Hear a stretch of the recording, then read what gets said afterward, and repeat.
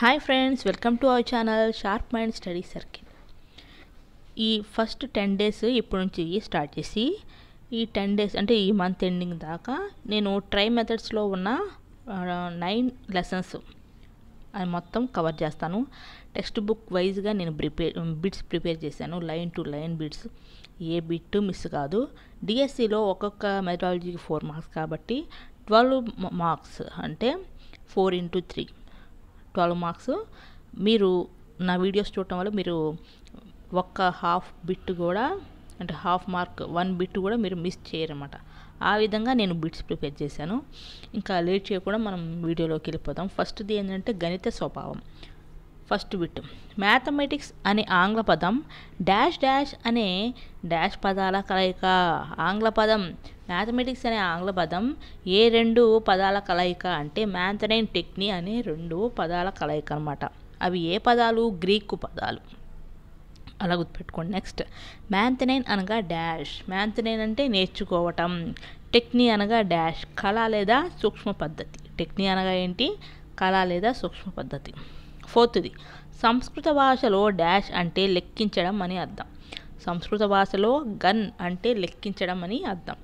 ఫిఫ్త్ది, సంఖ్యా రాసుల మాపనాల విజ్ఞానమే గణితం. బెల్. దీనిలో మాపనాలు గుర్తుపెట్టుకుంటే బెల్ కొట్టినప్పుడు మాపనాలు, తరంగాలు, అలలు ఇలాంటివన్నీ వస్తూ ఉంటాయి కాబట్టి దానిలో మాపనాలని గుర్తుపెట్టుకోండి అనమాట. సంఖ్యారాశుల మాపనాల విజ్ఞానమే గణితం అంది బెల్. నెక్స్ట్ 6ది, పరికల్పిత ఉత్పాదక వ్యవస్థే గణితం. పరికల్పిత పరి.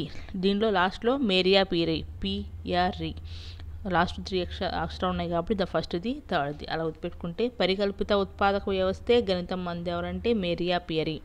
7ది, ఆవశ్యకత పర్యవసనాలను ఊహించే విజ్ఞానమే గణితం అంది బెంజమిన్ పీర్స్. ఆవశ్యకత పర్యవసనాలను అంటే పర్యవసనాలను ఇక్కడ బెంజమిన్ పీర్స్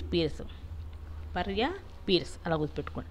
సముద్రం అంతటి గణిత శాస్త్రానికి అంతు ఎక్కడిది అందెవరు? భాస్కరాచార్య. మన భారతీయుడు. భారతదేశంలో సముద్రాలు ఎక్కువ ఉన్నాయి కాబట్టి, ఓషన్స్ ఉన్నాయి కాబట్టి సముద్రం, భాస్కరాచార్యుడు అట్ట గుర్తుపెట్టుకోండి. 9ది, గణితం డాష్పై ఆధారపడిన అంశం. గణితం అనేది దేనిపై ఆధారపడిన అంశం? వరుస క్రమంపై. గణితం అనేది వరుస క్రమంపై ఆధారపడిన అంశం అని గుర్తుపెట్టుకోండి. నెక్స్ట్ 10ది, గణితం అనేక డాష్ భావనలు కలిగిన శాస్త్రం. గణితం అనేది ఈ అమూర్త భావనలు కనపడవు కదా. గణితం అనేది అమూర్త భావనలు కలిగిన శాస్త్రం అని గుర్తుపెట్టుకోండి. 11ది, గణితం డాష్ డాష్ మే గణితానికి పునాది. గణితం తార్కికమైనది, తర్కమే గణితానికి పునాది.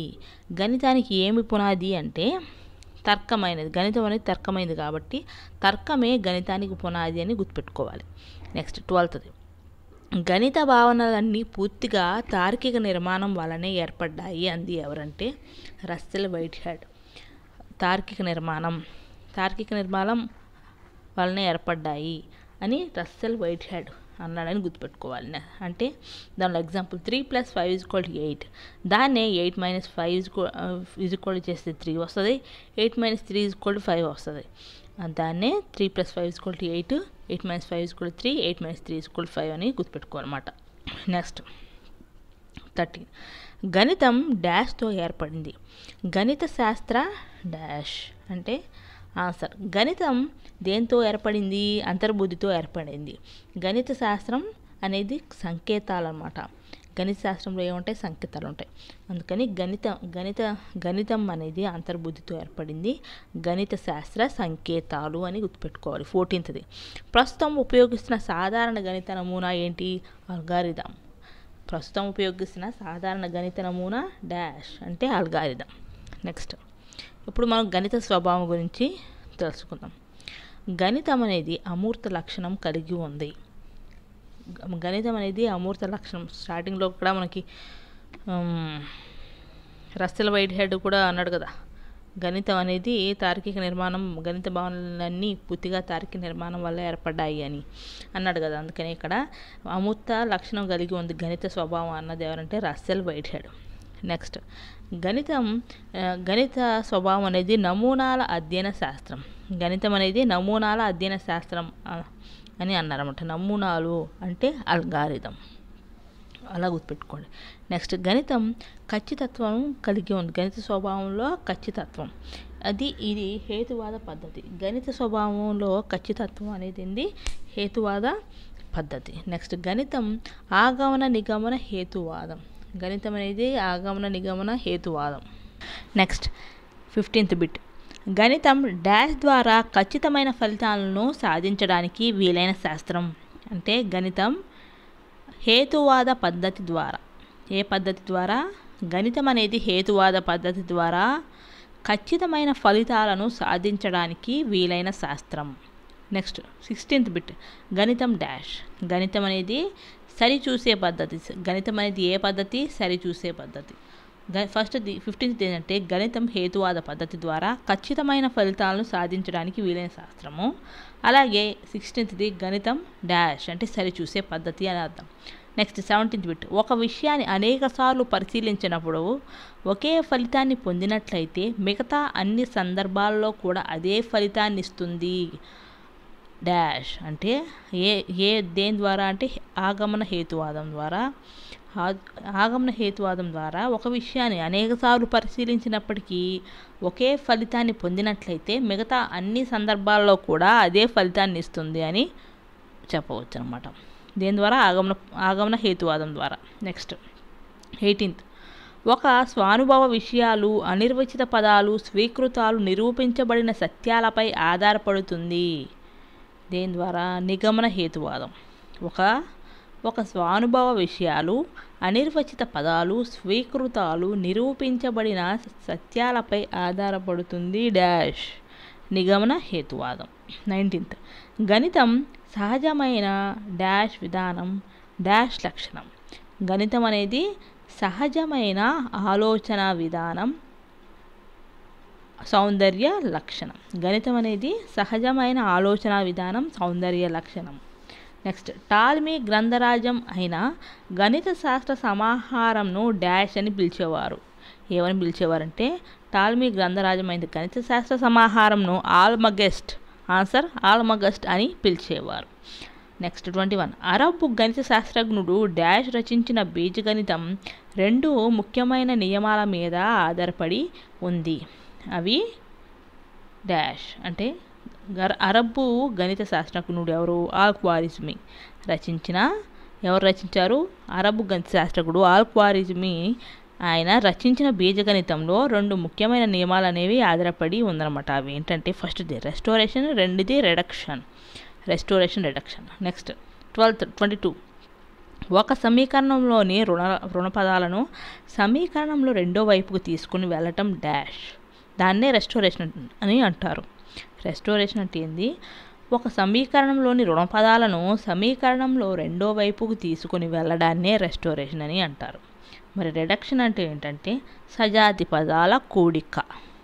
23rd ఏంది? సజాతి పదాల కూడిక. నెక్స్ట్ 24. ఆల్-ఖ్వారిజ్మీ డాష్లను సాధించే పద్ధతులను వివరించాడు. ఏం పద్ధతులు వివరించాడంటే సామాన్య వర్గ సమీకరణాలను సాధించే పద్ధతులను ఆల్-ఖ్వారిజ్మీ వివరించాడు. నెక్స్ట్ 25. అమికబుల్ నంబర్స్ అనే అంశంపై గ్రంథం రాసిన వారు ఎవరు? టబిట్ ఇబిస్ కొర్రా. ఎవరైతేనో టబిట్ ఇబిస్ కొర్రా. దేనిపై రాశాడు? అమికబుల్ నంబర్స్ అనే అంశంపై గ్రంథం రాశాడనమాట. ఈయన టబిట్ ఇబిస్ కొర్రా అనే ఆయన కోణాన్ని త్రిదాకరించాడు. మాతృకలు చతురస్రాల గురించి చర్చించిన తొలి చైనీయేతరుడు. దీని గురించి మాతృక చతురస్రాల గురించి చర్చించిన తొలి చైనీయేతరుడు ఎవరు అంటే టబిట్ ఇబిస్ కొర్రా. నెక్స్ట్ 26. కోటాంజెంట్ పట్టికలను తయారు చేసిన వారెవరు? ఆల్బర్టాని 9వ శతాబ్దానికి చెందినవాడు. నెక్స్ట్ త్రికోణమితి శాస్త్ర పటిష్టం పరచిన వారు అరబ్బులు. నెక్స్ట్ ఈజిప్షియన్ దేశస్థులు క్రీస్తుపూర్వం 4000 సంవత్సరాల నాటివారు అన్నమాట. వీళ్ళు ఈజిప్టు దేశస్థులు వారు పిరమిడ్లు రేఖాగణిత జ్ఞానానికి నిదర్శనం అన్నమాట. నెక్స్ట్ వీళ్ళు దశాంశ పద్ధతిని ఉపయోగించిన వాళ్ళు. అలాగే వీరు యత్నదోష పద్ధతిని కూడా ఉపయోగించారు. అలాగే వీళ్ళు అజ్ఞాత రాశిని హౌ లేదా హీప్ అని పిలిచేవారు. ఏమని పిలిచేవారు? అజ్ఞాత రాశిని వీళ్ళు హౌ లేదా హీప్ అని పిలిచేవారు. ఎవరు? ఈజిప్ట్ దేశస్థులు. Next 28 bit. ఈజిప్టులకు క్షేత్రగణితం ఎలా ఉపయోగపడిందో తెలియజెప్పిన వాళ్ళు ఎవరు? హీరోడటస్. ఎవరు? హీరోడటస్. ఈజిప్టులకు క్షేత్రగణితం ఎలా ఉపయోగపడిందో తెలిపిన వారు Herodotus. Next 29th bit. Dash dash dash dash మొదలైన వారు ఈజిప్ట్లోని పిరమిడ్లను సందర్శించారు. ఎవరెవరు ఈజిప్ట్లోని పిరమిడ్లను సందర్శించారు అంటే థేల్స్, పైథాగరస్, ప్లేటో, యూడోక్సస్. ఎవరు వాళ్ళు? Thales, Pythagoras, Plato, Eudoxus. Next 30th bit. గ్రీకులు డాష్ గొప్పదని నమ్మేవారు. గ్రీకులు ఏది గొప్పదని నమ్మేవారు? హేతువాద శక్తి. హేతువాద శక్తి అనేది గొప్పదని నమ్మేవాళ్ళు ఎవరు? గ్రీకులు. నెక్స్ట్ 31. థేల్స్ డాష్ పాఠశాలను స్థాపించారు. థేల్స్ అనే ఆయన అయోనిక్ పాఠశాలను స్థాపించాడు. 32. గ్రీక్ దేశంలో డాష్ అధ్యయనాన్ని ప్రవేశపెట్టారు. గ్రీకు దేశంలో ఏ అధ్యయనాన్ని ప్రవేశపెట్టారు? రేఖాగణిత అధ్యయనాన్ని ప్రవేశపెట్టారు. ఏ దేశంలో? గ్రీక్ దేశంలో. గ్రీక్ దేశంలో ఏమి ప్రవేశపెట్టారు? రేఖాగణిత అధ్యయనాన్ని ప్రవేశపెట్టారు. నెక్స్ట్ 33. జామితికి సంబంధించి థేల్స్ కనిపెట్టిన సిద్ధాంతాలు కొన్ని ఉన్నాయి. అవేంటి అంటే ఫస్ట్ది, 2 సరళ రేఖలు ఖండించుకుంటే ఏర్పడే శీర్షాభిముఖ కోణాలు సమానం. ఫస్ట్ది ఏంది? 2 సరళ రేఖలు ఖండించుకుంటే ఏర్పడే శీర్షాభిముఖ కోణాలు సమానం. సెకండ్ పాయింట్, సమద్విబాహు త్రిభుజంలో భూమి యొక్క కోణాలు సంఖ్య అన్నమాట. సెకండ్ది ఏంది? సమద్విబాహు త్రిభుజంలో భూమి యొక్క కోణాలు సమానం. సమద్విబాహు త్రిభుజంలో భూమి యొక్క కోణాలు అనేవి సమానం అని కూడా తేల్చని ఆయన కనిపెట్టాడు. థర్డ్ది, ప్రతి వృత్తాన్ని దాని వ్యాసం సమద్విఖండన చేస్తుంది. ఫోర్త్ది, అర్ధవృత్తంలోని కోణం లంబకోణం. ఫిఫ్త్ది, ఒక త్రిభుజంలోని 3 కోణాలు మొత్తం 2 లంబ కోణాలు. సిక్స్త్ది, 2 త్రిభుజాలలో ఒకదాని 2 కోణాలు ఒక భుజం మరొకదాని 2 కోణాలకు సదృశ భుజానికి సమానమైతే ఆ త్రిభుజాలు సర్వసమానాలు అంటే కోబుకో స్వీకృతం. Next 34th bit. Pythagoras dash నివాసి. పైథాగరస్ సామోస్ ద్వీప నివాసి. 35th, డాష్ పై ఎక్కువ కృషి చేశారు. ఈ పైథాగరస్ అని ఆయన దేనిపై ఎక్కువ కృషి చేశారు అంటే వైశాల్యంపై. దేనిపై? వైశాల్యంపై పైథాగరస్ అనే ఆయన ఎక్కువ కృషి చేశారు. 36th bit. పైథాగరస్ వైశాల్యం డాష్ ఎంత అంటే పైథాగరస్ వైశాల్యాన్ని ఈ విధంగా నిర్వచించాడు. ఒక చతురస్రంలో కర్ణం దానికి రెట్టింపు వైశాల్యం కలిగి ఉండే చతురస్రభుజానికి సమానం. ఏమన్నాడు? ఒక చతురస్రంలో కర్ణం దానికి రెట్టింపు వైశాల్యం కలిగి ఉండే చతురస్రభుజానికి సమానం అని పైథాగరస్ వైశాల్యం అన్నమాట. Next 37 bit. పైథాగరస్ సిద్ధాంతం ఏంటంటే ఒక లంబకోణ త్రిభుజంలో కర్ణంపై చతురస్రం మిగిలిన 2 భుజాలు మీది చతురస్రాల మొత్తానికి సమానం. ఏంటి? ఒక లంబకోణ త్రిభుజంలో కర్ణంపై చతురస్రం మిగిలిన 2 భుజాల మీది చతురస్రాల మొత్తానికి సమానం అన్నమాట. 38th bit. పైథాగరస్ జ్యామితి పటాలను వివరించడానికి డాష్ వీరు మొదటగా ఉపయోగించారు. పైథాగరస్ జ్యామితి పటాలను వివరించడానికి వీరు ఏమి మొదటగా ఉపయోగించారు అంటే జ్యామితి పటాలను వివరించడానికి అక్షరాలను వీరు మొదటగా ఉపయోగించారు. ఏమి ఉపయోగించారు? జ్యామితి పటాలను వివరించడానికి వీళ్ళు ఈ పైథాగరస్ అని ఆయన ఏమి మొదటగా ఉపయోగించాడంటే అక్షరాలను ఉపయోగించాడు. Next 39 bit. పైథాగరస్ పాఠశాలకు చెందిన వారిలో ముఖ్యులు ఎవరు అంటే ఫిలోలాస్, ఆర్కిమెడిస్. ఎవరు? పైథాగరస్ పాఠశాలకు చెందిన ముఖ్యమైన వాళ్ళు ఎవరంటే Pythagoras, Archimedes. Next 40th bit. గణాల్లో డాష్ సమతల ఆకారాల్లో డాష్ చాలా అందమైంది. గణాల్లో గోళం, సమతల ఆకారాల్లో వృత్తం అనేది చాలా అందమైంది. Next Pythagorean. ఈయన 1 నుండి 2n+1 వరకు ఉన్న వాటిని బేసి సంఖ్యల మొత్తంగా చెప్పాడు. 1 నుండి 2n+1 వరకు ఉన్న వాటిని బేసి సంఖ్యల మొత్తంగా వీటి ఉంటుందా అన్నాడు. వీటికి ఖచ్చిత వర్గం అని చెప్పాడన్నమాట. నెక్స్ట్ n×n+1/2 రూపంలో ఉండే వాటిని త్రిభుజ సంఖ్యలు అంటారని చెప్పాడు. అలాగే ఈయన ఒక దత్త బహుభుజిలో ఒక బహుభుజితో సమాన వైశాల్యం కలిగి మరొక బహుభుజితో స్వరూపంగా ఉండే బహుభుజిని నిర్మించడం జరిగింది. ఈయన ఏం చేశాడు? ఒక బహుభుజితో సమాన వైశాల్యం కలిగి మరొక బహుభుజితో స్వరూపంగా ఉండే బహుభుజిని నిర్మించడం అనేది చేశాడు ఈ పైథాగోరియన్. ఈయన సంఖ్యలను సరి బేసి సంఖ్యలుగా వర్గీకరించాడు. అలాగే పరిపూర్ణ సంఖ్యలు, అనుపాత సంబంధ ధర్మాలు అనేవి వీరికి తెలుసు. పైథాగోరియన్కి ఏం తెలుసు? పరిపూర్ణ సంఖ్యలు, అనుపాత సంబంధ ధర్మాలు అనేవి వీరికి తెలుసు అన్నమాట. నెక్స్ట్ సోఫిస్ట్ పాఠశాల. సోఫిస్ట్ పాఠశాల క్రీస్తు పూర్వం 480 అన్నమాట. ఇది సోఫిస్ట్ పాఠశాల అనేది సిసిలీ నుండి వచ్చిన ఉపాధ్యాయులను సోఫిస్టులు అంటారు. ఏమంటారు? సిసిలీ నుండి వచ్చిన ఉపాధ్యాయులను సోఫిస్టులు అంటారు. ఈ చాపరేఖలు మరియు లేదా కోణాన్ని త్రిదాకరించడం ప్రయత్నించారన్నమాట. వీళ్ళు సోఫిస్టులు ఏం చేశారంటే చాపరేఖలు లేదా కోణాన్ని త్రిదాకరించడంను ప్రయత్నించారు. వీరు దత్తగణాన్ని రెట్టింపు చేయడం అనేది చేశారన్నమాట. వీళ్ళు ఏం చేశారు? దత్తగణాన్ని రెట్టింపు చేయడం అనేది చేశారు. Next 42 bit. సోఫిస్టులలో ఒకడైన హిపోక్రటీస్ రుజువు చేసిన నియమాలు ఏంటి? సోఫిస్టులలో ఒకడైనటువంటి హిపోక్రటీస్ రుజువు చేసిన నియమాలు 3 ఉన్నాయి. అవేంటి? 1, 2 వృత్తాలు వాటి వ్యాసాల వర్గాల నిష్పత్తిలో ఉంటాయి. సెకండ్, ఒక వృత్తంలోని స్వరూపవృత్త ఖండాలు వాటి జాల వర్గాల నిష్పత్తిలో ఉంటాయి. సమాన కోణాలను కలిగి ఉంటాయి. థర్డ్ది, అర్ధవృత్తం కంటే చిన్న వృత్త ఖండంలోని కోణం గురుకోణం. దీన్ని అధిక కోణం అని కూడా అంటారు. నెక్స్ట్ సోఫిస్ట్ పాఠశాల వచ్చింది ప్లేటో పాఠశాల క్రీస్తు పూర్వం 389. ఈ ప్లేటో పాఠశాల సోక్రటీస్ శిష్యుడే ప్లేటో అనమాట. సోక్రటీస్ శిష్యుడు ప్లేటో గురువు ఎవరు? సోక్రటీస్. గణిత శాస్త్రజ్ఞులను తయారు చేస్తాడు అనే పేరు అనేది ఈ ప్లేటోకి ఉంది. ప్లేటోకి ఏమని ఉంది? గణిత శాస్త్రజ్ఞులను తయారు చేస్తాడు అనే పేరు ఇతనికి ఉందన్నమాట. నెక్స్ట్ ఉపపత్తి విశ్లేషణ ఒక పద్ధతిగా చెప్పాడు. ఉపపత్తికి విశ్లేషణ ఒక పద్ధతిగా చెప్పాడనమాట. ఈ ప్లేటో అనే ఆయన ఏథెన్స్లో జన్మించాడు. ఎక్కడ జన్మించాడు? ఏథెన్స్లో. అయితే అరిస్టాటిల్ నిగమన తర్కాన్ని క్రమబద్ధం చేశాడు. ఈయన ప్లేటో అనే ఆయన అరిస్టాటిల్ నిగమన తర్కాన్ని క్రమబద్ధం చేశాడు. యూడోక్సస్ శోషణ పద్ధతిని ఉపయోగించాడు. ఏ పద్ధతిని క్రమబద్ధం చేశాడు? ఏ తర్కాన్ని క్రమబద్ధం చేశాడు? ఏ పద్ధతిని ఉపయోగించాడు ప్లేటో అంటే అరిస్టాటిల్ నిగమన తర్కాన్ని క్రమబద్ధం చేశాడు. యూడోక్సస్ శోషణ పద్ధతిని ఉపయోగించాడు. Next 43 bit. టాల్మీ డాష్లో అలెగ్జాండ్రియాలో ఒక విశ్వవిద్యాలయాన్ని స్థాపించాడు. టాల్మీ అనే ఆయన క్రీస్తు పూర్వం 338లో ప్రథమ అలెగ్జాండ్రియన్ పాఠశాలను స్థాపించాడు. నెక్స్ట్ 44. యూక్లిడ్ రచించిన గ్రంథాలు 2 ఉన్నాయి. అవేంది? The elements and data. Next 45 bit. Archimedes రచించిన పుస్తకాలు అవేంటి? Centre of plane gravities, mensuration of the circle, quadrature of parabola, the elements of a circle, the method అనే ఈ 5 గ్రంథాలను, ఈ పుస్తకాలను రచించాడు. ఆర్కిమెడిస్ అనే ఆయన ఈయన న్యూటన్ ఆఫ్ యాంటిక్విటీగా పిలువబడ్డాడన్నమాట.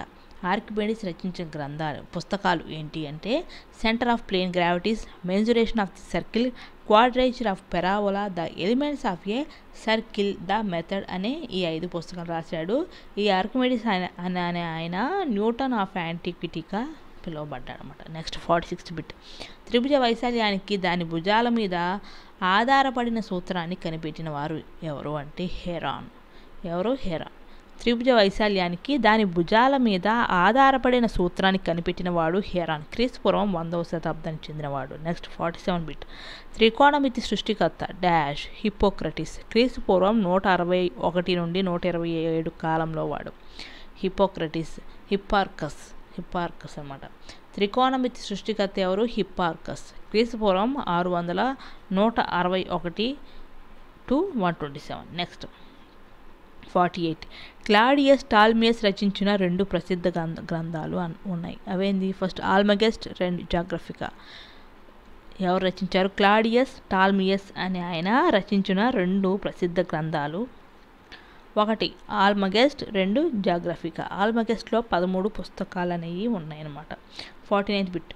బీజగణితానికి సంబంధించిన అర్థమెటికా గ్రంథాన్ని వ్రాసిన వారు ఎవరు?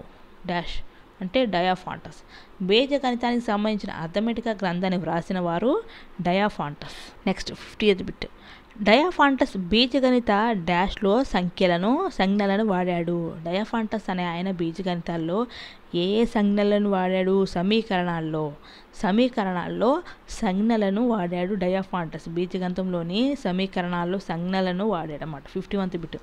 గ్రీకులు సంఖ్యా విధానానికి డాష్ అని, గణన విధానానికి డాష్ అని పేరు పెట్టారు. గ్రీకులు అనేవాళ్ళు సంఖ్యా విధానానికి అర్థమెటికా అని, గణన విధానానికి లాజిస్టికా అని పేరు పెట్టారు. ఎవరు వాళ్ళు? గ్రీకులు.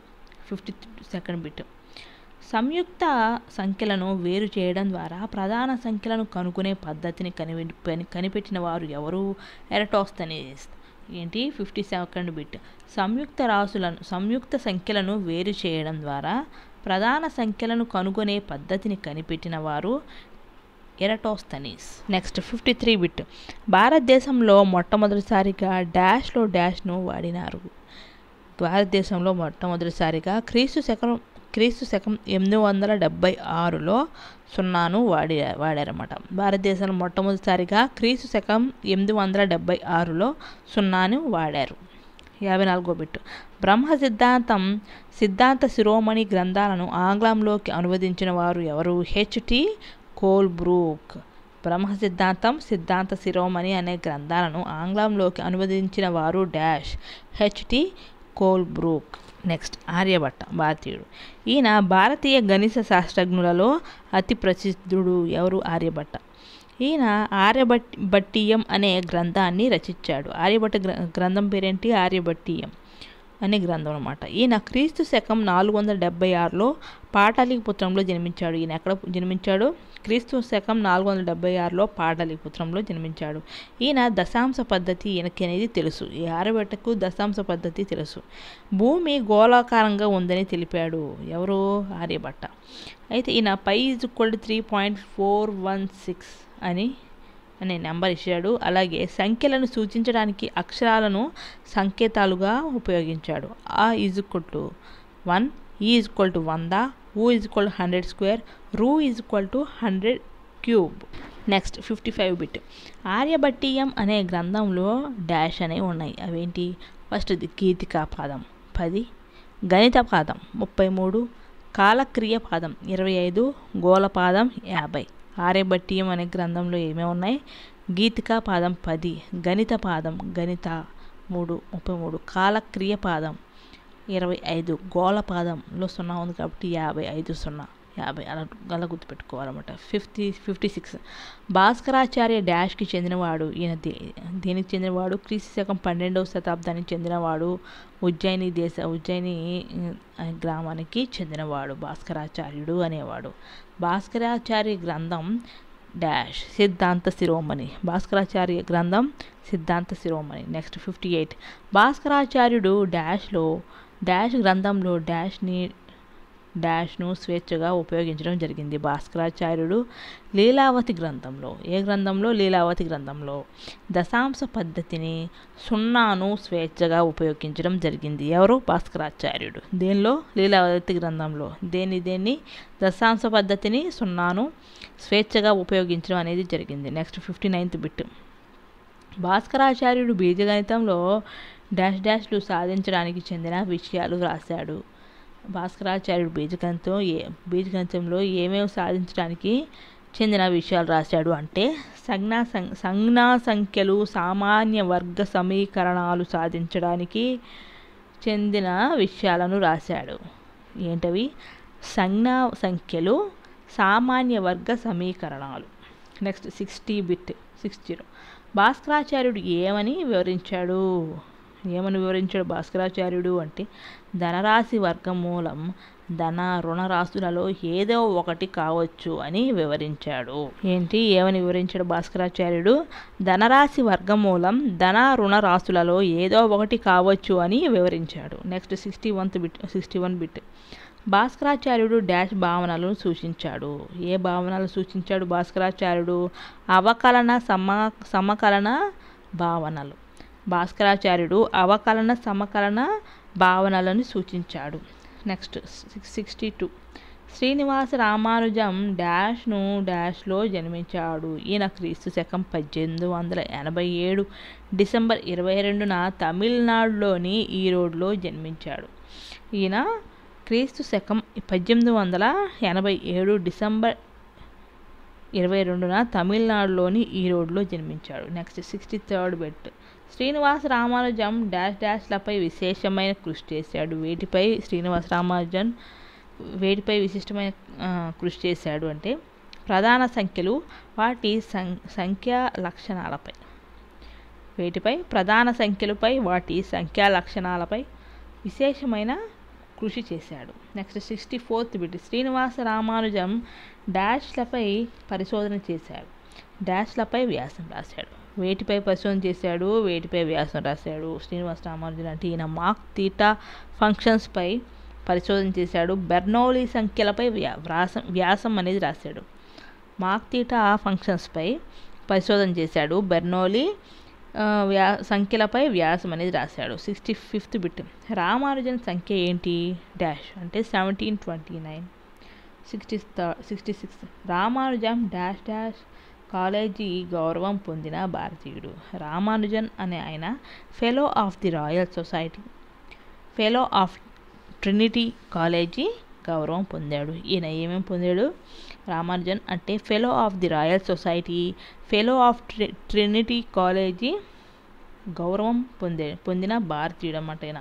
Next 67th bit.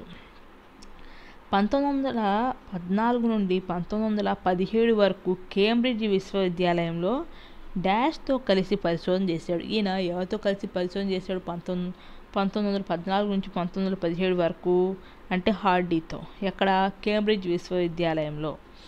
ఎవరితో కలిసి? హార్డీతో కలిసి శ్రీనివాస రామానుజన్ పరిశోధన చేశాడు.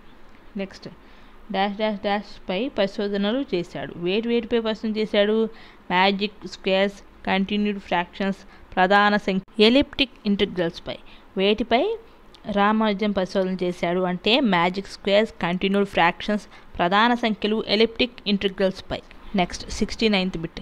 2 కంటే పెద్దదైన ప్రతి సరి సంఖ్యను 2 ప్రధాన సంఖ్యల మొత్తంగా వ్రాయగలం అనే డాష్ యొక్క వివరణ రామానుజన్ కనుగొన్నాడు. దాన్ని ఏమంటారు? Gold bag conjecture. 2 అంటే ఏంటంటే 2 కంటే పెద్దదైన ప్రతి సరి సంఖ్యను 2 ప్రధాన సంఖ్యల మొత్తంగా రాయగలం అనే గోల్డ్ బ్యాగ్ కంజెక్చర్ అనే వివరణ రామానుజన్ కనుగొన్నాడు. Next 70th bit. Ramanujan dash సంఖ్యలు అనే భావనను ప్రవేశపెట్టాడు. ఏ సంఖ్యలు అనే భావనను ప్రవేశపెట్టాడు రామానుజన్ అంటే సమున్నత సంయుక్త సంఖ్యలు అనే భావనను ప్రవేశపెట్టాడు. రామానుజన్ ఏ భావనను ప్రవేశపెట్టాడు అంటే సమున్నత సంయుక్త సంఖ్యలు అనే భావనను ప్రవేశపెట్టాడు. 71 బిట్. సమున్నత సంయుక్త సంఖ్యలు అంటే ఏంటి అంటే ముందున్న సంఖ్యలు కంటే ఎక్కువ కారణాంకాలు ఉన్న సంఖ్యలను సమున్నత సంయుక్త సంఖ్యలు అంటారు. ఏమంటారు? ముందున్న సంఖ్యల కంటే ఎక్కువ కారణాంకాలు ఉన్న సంఖ్యలను సమున్నత సంయుక్త సంఖ్యలు అని అంటారు. ఫర్ ఎగ్జాంపుల్ 6, 12, 24 అన్నమాట. నెక్స్ట్ యూక్లిడ్ గురించి చూద్దాం. ఈయన క్రీస్తు పూర్వం 325 నుంచి 265 కాలం నాడివాడు. ఈయన గ్రీకు దేశానికి చెందినవాడు. ఈయన్నే ఫాదర్ ఆఫ్ జామెట్రీ అని పిలుస్తారు. యూక్లిడ్ ఏమని పిలుస్తారు? ఫాదర్ ఆఫ్ జామెట్రీ అని పిలుస్తారు. ది ఎలిమెంట్స్, డేటా అనే గ్రంథాలు యూక్లిడ్ రచించాడు. Next 72 bit. పైథాగరస్ డాష్ నివాసి డాష్ పాఠశాలను స్థాపించాడు. పైథాగరస్ గ్రీసు దేశంలోని సామోస్ ద్వీప నివాసి. గ్రీసులోని సామోస్ ద్వీప నివాసి పైథాగరస్. ఈయన అకాడమీ పాఠశాలను స్థాపించాడు. ఏ పాఠశాల? అకాడమీ అనే పాఠశాలను పైథాగరస్ స్థాపించాడు. ఆ పాఠశాల యొక్క గుర్తు ఏంటి అంటే 5 శీర్షాల నక్షత్రం. ఆ పాఠశాల ఏది? అకాడమీ పాఠశాల యొక్క గుర్తు డాష్ 5 శీర్షాల నక్షత్రం. ఇంకా లాస్ట్లో నిర్వచనాలు కొన్ని ఉన్నాయి, అవి చూద్దాం. సామాన్య విజ్ఞాన శాస్త్రమంతా పూరితమే కాంట్ కాంట్ అని అన్నట్టు గుర్తుపెట్టు. సామాన్య విజ్ఞాన శాస్త్రం అంతా గణిత పూరితమే కాంట్. 74th bit. భౌతిక పరిశోధన నుండి విడగొట్టలేని పరికరం బెర్త్ పరికరం బెర్త్. 75. విద్యా ప్రణాళికలోని పాఠ్య విషయాలను ఒకదానితో ఒకటి సంబంధపరిచి బోధించడాన్ని డాష్ అంటారు. ఏమంటారు? సహసంబంధం అంటారు. అయితే ఈ సహసంబంధాలు ప్రధానంగా ఎన్ని రకాలు ఉన్నాయి అంటే 2 రకాలు ఉన్నాయి. అవేంటి? ఫస్ట్ది గణితానికి చెందిన వివిధ శాఖలతో గల అంతర్గత సహసంబంధం. రెండవది ఇతర విషయాలతో గణితానికి గల బాహ్య సహసంబంధం. మళ్ళీ లాస్ట్ బిట్ రిపీట్. విద్యా ప్రణాళికలోని పాఠ్య విషయాలను ఒకదానితో ఒకటి సంబంధపరిచి బోధించడాన్ని డాష్ అంటారు. ఏమంటారు? సహసంబంధం అని అంటారు. అయితే ఈ సహసంబంధాలు ప్రధానంగా 2 రకాలు ఉన్నాయి. అది ఒకటి గణితానికి చెందిన వివిధ శాఖలతో గల అంతర్గత సహసంబంధం. రెండవది ఇతర విషయాలతో గణితానికి గల బాహ్య సహసంబంధం. సో ఫ్రెండ్స్, ఇప్పుడు ఈ ట్రై మెథడ్స్లో మ్యాథ్స్కి సంబంధించి ఫస్ట్ లెసన్ అయిన గణిత స్వభావం అనే టాపిక్ అనే లెసన్ అయ్యింది. మిగతా విజ్ఞాన శాస్త్ర స్వభావం అలాగే సాంఘిక శాస్త్ర స్వభావం కూడా నేను రేపు ఎల్లుండిలో కంప్లీట్ చేసేస్తాను. మీరు ఈ లెసన్స్, ఈ పాయింట్స్, ఈ 75 ఉన్నాయి కదా బిట్స్, వీటిని మీరు రిపీట్గా వినడం ద్వారా గణిత స్వభావం నుంచి ఏ బిట్ వచ్చినా కూడా అసలు మీరు ఒక్క బిట్ కూడా మిస్ చేయరన్నమాట. సో ఫ్రెండ్స్, నా ఎక్స్ప్లెనేషన్ కనుక నచ్చితే లైక్ చేసి షేర్ చేయండి. మరిన్ని లేటెస్ట్ అయిన వీడియోస్ కోసం మన ఛానల్ సబ్స్క్రైబ్ చేసుకుని పక్కన ఉన్న బెల్ ఐకాన్ని యాక్టివేట్ చేసుకోండి. Thanks for watching.